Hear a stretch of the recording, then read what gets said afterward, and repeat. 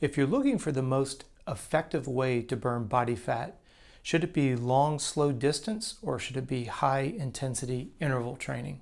Let's discuss. When it comes to burning body fat, this is an ongoing debate that you'll find on the internet, and it's almost to the point where it's almost become polarizing, kind of like the political environment. Either it's all this way or it's all that way. What I want to share with you is what we refer to as the energy matrix. So if you look at the screen right here, this is the easiest illustration that I can show you that illustrates where does your body burn, where does it draw on calorie-wise as you bring your heart rate up.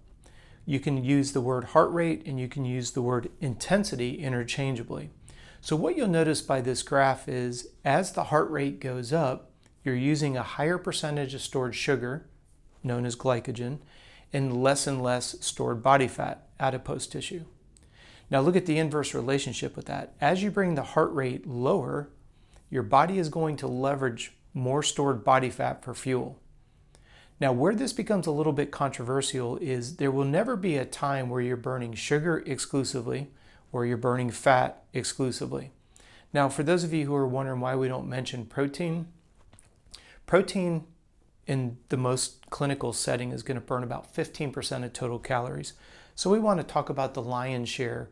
85% of your energy when you're exercising is coming from a combination of stored fat and stored sugar. Now, where this starts to become very controversial is if you look at it from strictly a physiological standpoint, a lower heart rate is going to leverage stored body fat more efficiently than high intensity. That's a physiological fact. It's clinically been tested and revalidated over and over again. Where it starts to become a little bit convoluted is if you want to argue net calories. So for example, the higher the heart rate goes, the more calories you're going to burn. That I will give you. But no matter what is said, you can never dispute the fact that we always want to know where are the calories coming from that are being utilized for the current level of intensity and training. So if you're going to tell me that doing high intensity interval training is going to burn more fat, that goes against all the facts associated with physiology. Now, if you're going to talk about total calories burned, yes, you can say that high intensity interval training, just like driving in your car, right? The faster you drive, the higher your speed, the more fuel you burn. Well, it's the same thing in the human body, but where it gets a little bit taken out of context and convoluted is the idea all calories are burnt equally, that nothing could be further from the truth. So if you go and you look at a lot of the endurance, particularly the pros, when they're doing it correctly, you'll notice that they'll go spend a good 8, 12, 16 weeks doing low intensity training. Now, when we're looking at something like preseason, at the same time they're doing long, slow distance training, they're also in the gym building a tremendous amount of raw power. When you're doing a lot of load-bearing exercises, you're going to put on more muscle. So it's a very interesting dichotomy when you're dealing with high-level endurance athletes. We do a big base, melt away fat, build muscle. And then when it comes time to doing our speed work, we have a low percentage of body fat, we have a high aerobic engine, a high aerobic capacity, and with the strength that we generate from the gym, it's literally easier to go faster. It's easier to start dropping in speed work. But I want to loop back around to the original question that seems to come up almost every day here in our offices, and that is, how do I lose fat? Well, that's the key word. If you were going to ask me how do you burn body fat, keep the heart rate low. If you want to talk about how to burn total net calories, do a combination, do a heart rate ladder, do a negative split, do some pacing at a high intensity. All of those are going to be relevant. But where it becomes very controversial is don't let somebody dupe you into saying, hey, doing high intensity training is going to make you leaner. That's not true. If you're going to say high intensity training is geared towards elevating my lactate tolerance, my anaerobic threshold, 100% correct.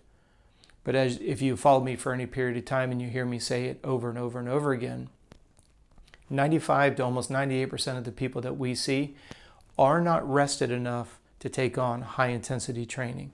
They don't have good functional range of motion to lift heavily. It doesn't mean that I'm not an advocate for it.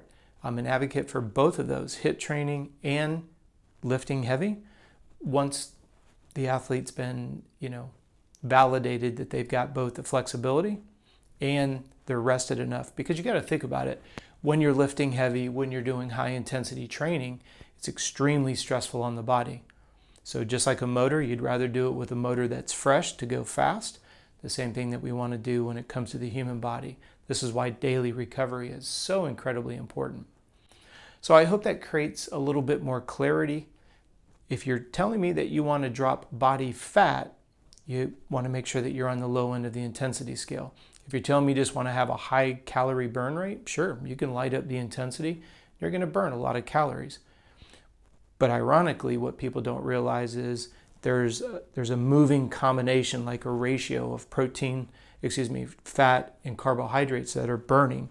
For those of you who are in the world of motors, think about mixing two-stroke oil in our gasoline. It's all about ratios. And if you screw the ratio up, you could literally be undermining what your ultimate goal is.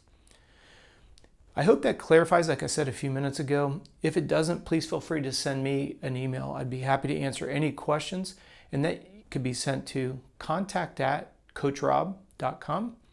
I want to thank you for taking the time to watch this video today. If you haven't subscribed, please do so. Turn on the notifications. We put a new video up here every day on YouTube, so we look forward to seeing you again tomorrow.